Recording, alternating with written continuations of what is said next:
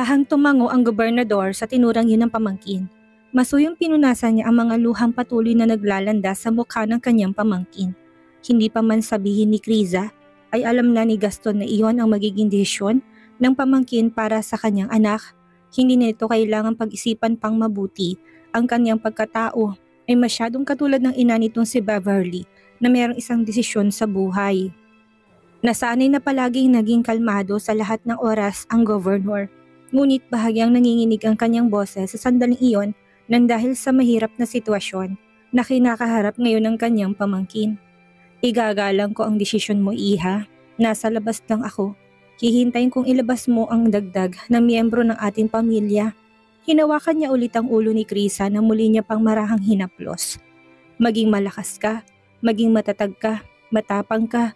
Malalagpasan mong lahat ng ito na kagaya ng iyong ina. Pagkatapos sabihin iyon ay umayos na si Gaston ng pagkakatayo at marahang naglakad na palabas ng silid. Naniniwala siyang tiyak na isisilang ni Criza ang batang ito ng ligtas sa kahit na anong paraan pa yung gawin. Hindi pinayagan ni Criza na may sumama sa kanya sa loob ng delivery room kahit na ilang beses na nag-offer ang tiyuhin, ang hipag na si Nate at maging si Mrs. Bentacourt. Wala siyang ibang gustong makasama doon kung hindi ang asawang si Nick. Ngunit wala naman ito ng mga sandaling iyon. Si Daddy ba, gusto mo? Biro ni Nate nang hindi pa rin pumayag si Criza sa offer nila na sumama. Ganun na lang ang iling ni Criza. Alam naman niyang pinapatawa lang siya ng hipag. Kamukha naman siya ni Kuya Nick eh. Siya na munang replacement. Natalia, saway ng ina kahit na alam niyang gusto lang pagaanin ito ang pakiramdam ni Criza. Huwag mo nang pansinin itong si Nate, iha. Alam mo namang napakaisip bata pa nitong hipag mo. Halika na nga sa labas at nakakadagdag ka lang ng stress kay Criza. Hila na ng ginang palabas kay Nate. Naghanda ng mga doktor sa gagawin nilang operasyon. May anesthesia man siya, damang-dama ni Criza ang ginawa nilang paghiwa sa kanyang tiyan upang ilabas lang ang kanilang anak na si Nigza. Mariin na niyang ipinikit ang kanyang mga mata. Hindi niya mapigilang mapaiyak ng dahil sa labis na kalungkutan. Iba sa senaryong iyon ang nai-imagine niya ng kanyang panganganak kapag nasa tamang buwan na ang kanilang supling. Lumabas sa kanyang balintataw ang mukha na nakangiti niyang asawa na lalo pang nagpabuhos ng kanyang mga luha. Puno ng pagsisisi ang puso niya, sana nakinig na lang siya sa asawa na hindi na ito ihatid ng airport. Ang lahat ng mga nangyayari sa kanya ngayon, siya ang may tanging kasalanan, hindi si Nick. Nick. Paulit-ulit na tawag niya sa pangalan nito habang patuloy ang patak ng luha. Walang katumbas ang sakit ng kanyang nararamdaman. Attorney Bentacourt, isa't isang hinga na patuloy niyang tawag sa asawa. Sa mga sandaling iyon ay biglang nagising si Nick sa kanyang mahimbing na pagtulog. Nakasakay na siya ng eroplano, bigla siyang nakaramdam ng kakaibang kaba sa puso niya. Sumilid sa isipan niya ang asawa. Pakiramdam niya ay may kakaibang nangyayari dito. Marahan niyang hinaplos-haplos ang dibdib kung saan ay dama niya ang malakas na pagtibok ng kanyang puso. Makailang beses siyang huminga ng malalim at inabalang mata sa labas ng bintana kung saan makapal na ang mga ulap ng binabagtas ng sinasakyang niyang eroplano. Parang may kung ano pang dumagan sa kanyang puso. Ipinilig niyang ulo at sinandal ng likod sa backrest ng upuan. Ayaw niyang pagsisihan ng desisyon niya, subalit yun ang paulit-ulit na sumisilid sa kanyang utak. Kinokonsensya siya ng utak. 3 araw lang naman. Kumbinsin niya sa kanyang sarili na para bang maibsan nito ang bigat. Samantalang paulit-ulit na tinawag ni Criza sa isipan niya ang pangalan ng asawa. Damang-dama niya ang lungkot at hindi sakit ng kanyang panganganak dahil wala sa tabi niya ang asawa. Ngunit kada iisipin niya ang pangalan ni Nick at ang mukha nito'y naiibsan ng sakit na bumabalot sa kanyang puso. Ang pag-aalala na baka may masamang mangyari sa kanilang anak. Sa pagitan ng kanyang imahinasyon ay binalikan niya kung paano sila una nagkakilala. Mula umpisa ay parang pelikulang nag-flashback sa kanyang isipan ang lahat ng pinagdaanan nilang mag-asawa. Sumakit pang puso niya nang maalalang vows nila sa kasal. Hindi niya ito makakalimutan. Ang matatamis na mga pangako sa kanya ng abogado, kung paano siya nito tingnan sa kanyang mga mata, kung paano siya nito sambahin, mahalin at alagaan. Pagkatapos ng kasal nila, doon niya ginugol ang lahat ng sandali upang hindi isipin ang sitwasyon. Attorney Bentacourt, miss na kita. Patuloy na hikbi ng kanyang labi. Nick, Nick? Nick? Isang mahinang iyak na isang sanggol ang sunod na narinig at nanuot sa pandinig ni Krisa. Kung kaya naman, mas dumami pa ang kanyang mga luha. Isang bagong buhay ang kanyang isinilang at nabigyan ng buhay. Ito ay ang panganay na anak nila ng kanyang asawang si Nixa. Hindi gumagalaw si Krisa sa delivery bed habang hilam pa rin sa luha ang kanyang mga mata. May bakas ng masiglang ngiti sa kanyang mga labi. Nasa isip niya ang huling blankong espasyo sa pagitan nila ni Nick bago to umalis upang iwan nito sila. Nixa, anak, sambit ni Krisa ng ilang segundong ilagay ang sanggol sa may kanyang dibdib. Dahan-dahang isinara ni Krisa ang mga mata na makita niya ang maamong mukha ng bunga ng pag-ibig nila. Hindi na rin yan pinatagal pa ng doktor sa kanyang dibdib at agad na rin inalis upang malinisan. May timbang ang sanggol na wala pang 4 na pounds kaya naman agaran tong inilagay sa incubator sa sandaling siya ipinanganak. Nailabas na mula sa katawan ni Mrs. Bentacourt ang sanggol. Anunsyo ng doktor sa mga kapamilya na naghihintay sa labas ng delivery room. Sasabihan kayo ng nurse kung kailan niyo pwedeng makitang bata. Ang ina ng bata, kamusta? Si Gaston na nag-aalalang-alala pa rin doon ang muka. Kasalukuyan siyang nagpapahinga, Governor Barcelo. Nagkaroon lamang na nakatakdang oras sina Mr. Bentacourt, ang kanyang asawa at si Gaston upang tingnan ng bata. Na makita nilang okay naman ito ay si Krisa naman ang kanilang inasikaso. Inilipat siya sa VIP ward. Kamusta ng pakiramdam mo, iha? Masuyong haplos ni Mrs. Bentacourt sa kanyang manugang. Kanina pa siya umiiyak habang nanganganak ito. Kung kaya naman namumugto ang kanyang mga mata. Ayos lang po ako, mommy, tugon niya bagamat taliwas doon ang kanyang itsura na sobrang hinang-hina. Tumawag na po ba si Nick? Nakarating na po ba siya sa kanyang pupuntahan? Pilit na ngumiti ang ginang. Hindi pa, siguro nasa biyahe pa rin siya. Matagal ang biyahe patungo ng Denmark. Bahagyang tumangulang ang ulo ni Krisa. Huwag kang mag-alala anak dahil oras na makita niya ang mga tawag namin sa kanya o mabasa ang mga mensahe na nanganak ka na, sigurado kung parang sinilihan ang puwet na babalikin ka agad ng bansa. Para makita kayong mag-ina, hintay-hintayin lang natin dahil halos 19 hours ang biyahe niya. Kaya malamang wala pa siya ngayon sa kanyang destinasyon. Kung may masakit sa'yo, sabihin mo agad. Kung may kailangan ka, sabihin mo rin agad. Huwag kang mahihiya sa amin, Krisa. Maliwanag ba, iha? Muli lang tumango si Chris at binigyan ng malungkot ng ngiti ang biyanan. Pagod na siyang umiyak o madaling sabihin na wala na siyang lakas at luhang may ilalabas. Naubos na yun kanina, tinuyo ng mga mata niya. Natanaw niya sa may pintuan ng silid ang biyanan niyang lalaki na matamang nakatingin lang sa kanyang banda. Hindi niya pa nakikita ang tiyuhin at sinati ng mga sandaling iyon na alam niyang nasa labas lang ng kanyang silid. Tingit sa kaalaman niya na sinusubukan pa rin ni Nati na tawagan ng asawa niya. Kahit napagod na ito at ubos na ang pasensya sa sobrang frustration na kanyang nararamdaman. Ang ganda at ang cute ng baby niyo, ni Nick, iha. Nakita namin siya kanina ng daddy niya, tiyuhin mo. Masuyo pang haplos ng ginang sa kanyang isang pisgi at hindi inaalis ang tingin sa mga mata niya. Paniguradong palaban din at matapang ang batang yon na nagmana sa inyong mag-asawa. Kung kaya naman siguradong hindi magtatagal ay magiging maayos ang lagay niya. Sa ngayon ay magpahinga ka na muna. Huwag kang kilos ng kilos, ipanatag mong loob mo. Alam kong pakiramdam mo dahil cesarean din ako sa 2 anak ko. Kailangan mong bumawi ng lakas, iha. Huwag mong pagurin ng isip. Si Manang Esperanza po't Manong, kamusta, mommy? Noon lang sumagi sa isipan ni Chris ang 2 kasama niya sa loob ng sasakyan. Kanina pa naglalaro sa kanyang isipan ang huli nilang imahe na nakita bago pa siya tuluyang mawalan ng ulirat. Duguan sila doong pareho kung kaya naman hindi niya mapigilang mag-alala sa mga kasama niya. Ayos lang sila, nalapatan na ng lunas ang mga kailangang gamutin sa kanila. Nagpapagaling na sila, iha. Hindi naman po malala, hindi ba? Naku, hindi, wag mo na silang alalahanin. Ang mabuti pa ay magpahinga ka na makabawi agad ng lakas. Muli pang tumango si Krisa na kahit papaano ay napanatag ng bahagya ang kalooban. Muli niyang ipinikit ang kanyang mga mata. Pilit na sinunod ang hiling ng biyanan. Itinatak niya sa kanyang isip na uuwi na rin ang kanyang asawa. Oras na malaman yon. Nang makatulog si Chris ay naiiyak na lumabas ang ginang ng silid na kaagad namang niyakap ng asawa. Awang-awa siya sa kalagayan ngayon ng manugang. Kung makikita nitong anak na kulang sa buwan, paniguradong mahahati hindi lang sa dalawa ang puso niya. Bilang ina, damang-dama ang sakit noon ni Mrs. Bentacourt. Paano pa kaya kung si Criza na? Tigilan mo umiyak, wag mo nang iparinig kay Criza. Saway ni Mr. Bentacourt sa asawang iginiya na palabas ng silid. Hindi ko lang mapigilan, Gelier. Unang apo natin ang batang yun. Alam kong walang dapat nasisihin pero wala namang masama ang dalawang bata. Nagmamahala naman sila pero grabe ang dagok. Nang magpapaalam na uuwi na munang mag-asawang Bentacourt sa mansyon upang kumuha ng ibang kailangan mga gamit, ay si Gaston naman ang pumasok sa loob ng silid ng pamangkin. Nasa labas siya kanina at matamang pinagmamasdan si Nati na kahit na alam na malabo pang makontak ang kapatid ay paulit-ulit nitong tinatawagan.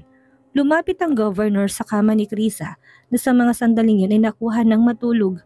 Naburong kanyang mga mata sa mukha ng pamangkin. Maingat na naupo siya sa upuan na malapit sa kama.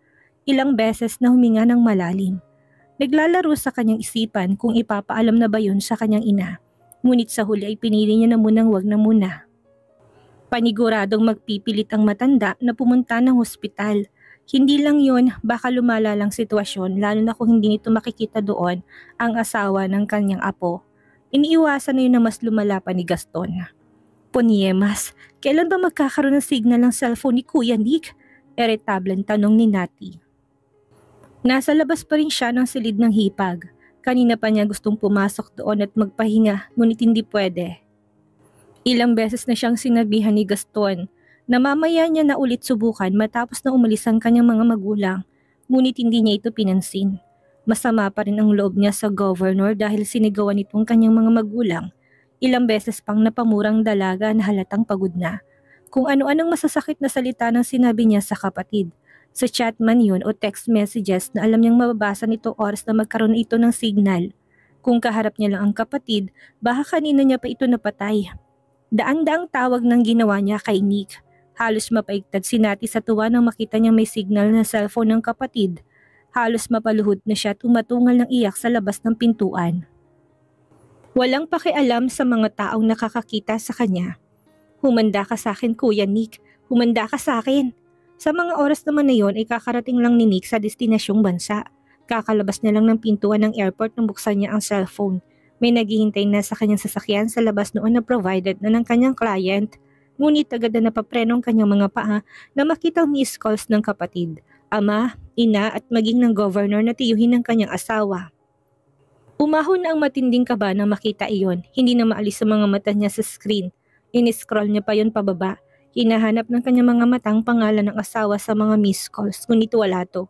Parang binuhusan ng malamig na tubig ang buo niyang katawan. Doon pa lang alam niya na may nangyaring hindi maganda. Nangangatal ang kamay at nanigas na ang katawan niya nang sagutin niya ang panibagong tawag ng kapatid na muling rumihistro sa screen na hawak niyang cellphone. Anong problema, Nati?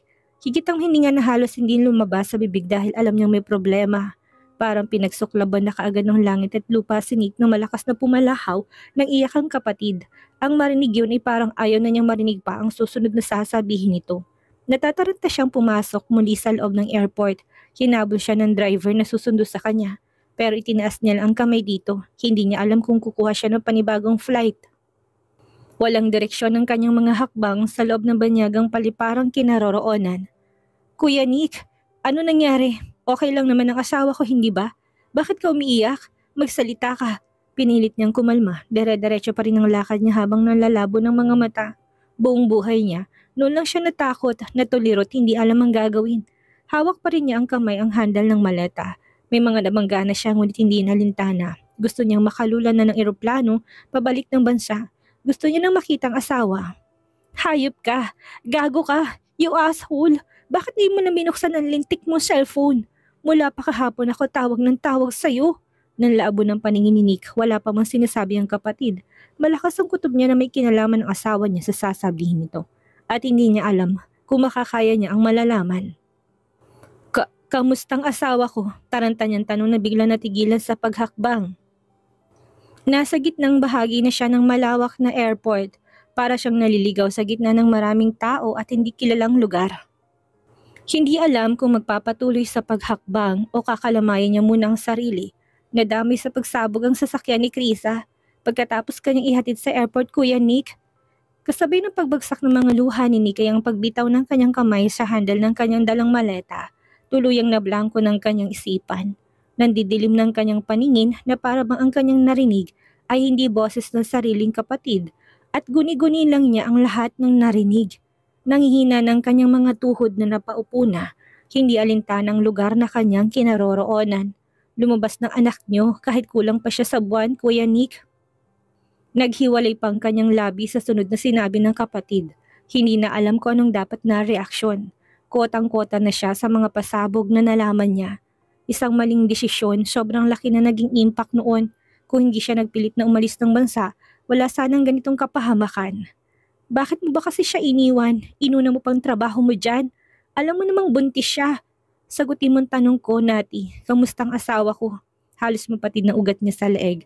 Wala nang pakialam si Nick kung pinagtitinginan na siya ng mga taong dumadaan sa may kanyang banda. May ilan pang huminto na tila ba concern sa kung ano nangyayari sa kanya. Kulang ang salitang halos sumayaw sa nginig at kaba ang buong katawan ng abogado. Hindi na niya magawa pang igalaw ang kanyang katawan. Para yun naman na hindi niya may paliwanag kung anong tunay na nararamdaman. Nati, please, sabihin mo na okay lang ang asawa ko, hindi ba? Okay lang si Chris, hindi ba? Maawa ka, Nati. Parang batang humikbi na si Nick na tuloy-tuloy ang pagbaba ng mga luha. Parang sasabog ng puso niya sa sobrang sakit. Kung ano-ano nang tumatakbo sa kanyang isipan. Napakarami na niyang what if. Paano kung malamig na bangkay ng asawa niya nang maabutan niya? Hindi niya yun makakaya. Hindi niya kakayanin na malaman ng mga nangyaring masama sa kanya. Pagiging makasarili man pero mahalaga sa kanya ang asawa. Kung pipiliin siya sa anak o asawa niya ba? Si Criza ang paulit-ulit niyang pipiliin kahit nakamuhian pa siya ng buong pamilya sa pagiging makasarili niya. Kabiyak niya ito, kahati na ng buhay niya. Walang sino man ang makakapalit sa kanya. Umuwi ka na nang malaman mo. Putang ina naman, Nati. Bakit hindi mo masagot ang simpleng tanong ko? Nasa ibang bansa pa ako. Maawa ka naman sa akin. Kamusta ang asawa ko? Sabihin mong okay lang siya. Mapapanatag na ako kung sasabihin mo ito sa akin. Pagmamakaawa ni Nick dahil hindi niya na alam ang gagawin. Kung sasabihin ng kapatid na napahamak ang asawa. Kung wala na ito, kung lumisan na ito sa mundo, nang wala siya sa tabi niya kung ano pang nagpahamak dito. Please, wag mo kong tarantahin. Malayo ako. Milya-milyang layo ko. Sabihin mo sa akin na ayos lang siya. Hinang-hina ng boses na muli niyang pakiusap. Hindi ko nga alam, sigaw ni Nati. Para sa kanya ay hindi pa sapat yun sa nararamdaman ng kapatid niya. Malalaki ang mga hakbang na lumapit kay Nati si Gaston na kanina pa pinapakinggan si Nati mula sa pagkakatayo nito sa may pintuan ng silid ni Criza. Nainis pa siya sa dalaga na hindi magawang sagutin ang tanong ng kapatid niya. Attorney Bentacourt, sa ngayon ay ayos na si Criza pero kailangan mo umuwi ng bansa as soon as possible. Dire-diretsong tura ni Gaston matapos na haklitin mula sa kamay ni Nati ang kanyang cellphone. Hindi niya inaalis ang matalim na mga tingin kay Nati na nakatingin na rin sa kanya ng mga sandaling iyon. Hindi mo kailangang mag-book ng panibagong flight. Nagpadala na ako dyan ng private plane para sunduin ka. Ilang oras pa ipaniguradong nariyan na yon. Don't worry, may ekstrang pilot yon kung kaya pagdating dyan ay aalis kayo kaagad. Nang marinig yon ay hindi na napigilan ni Nick na parang batang umatungol ng iyak habang nakasalampak pa rin sa sahig ng airport. Nabawasan ang kanyang pag-aalala na nararamdaman ng dahil sa sinabi ng tiyuhin ng asawa niya. Naisip niya na hindi naman siguro to magsisinungaling. Hindi nito magagawang paglaruan ng kanyang damdamin.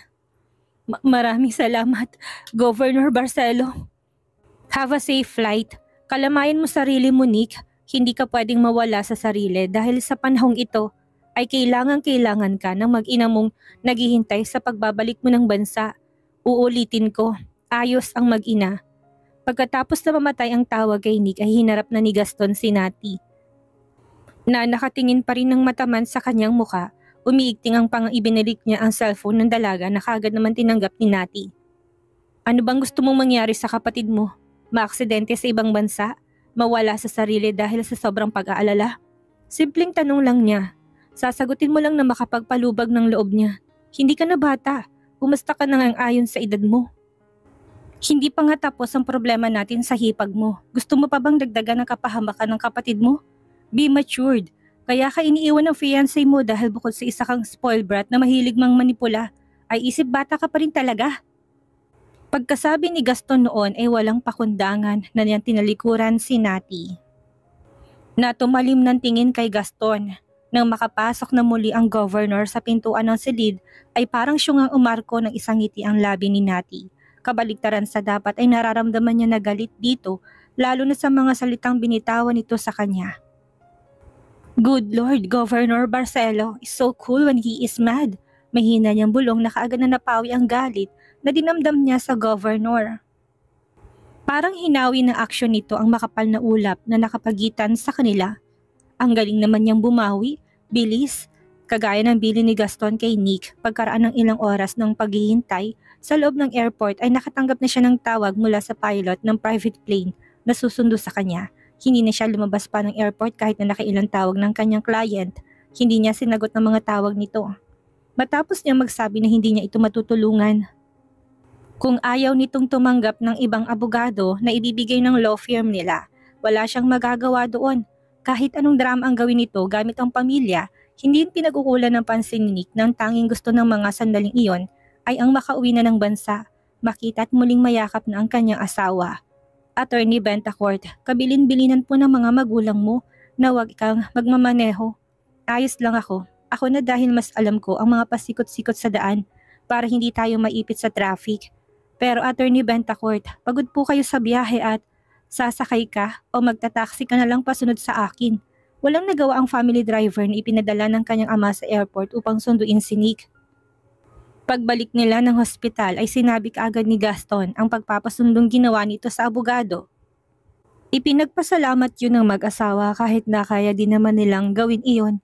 Hindi lang nila agad naisip dahil sa labis na pagkataranta sa mga nangyari.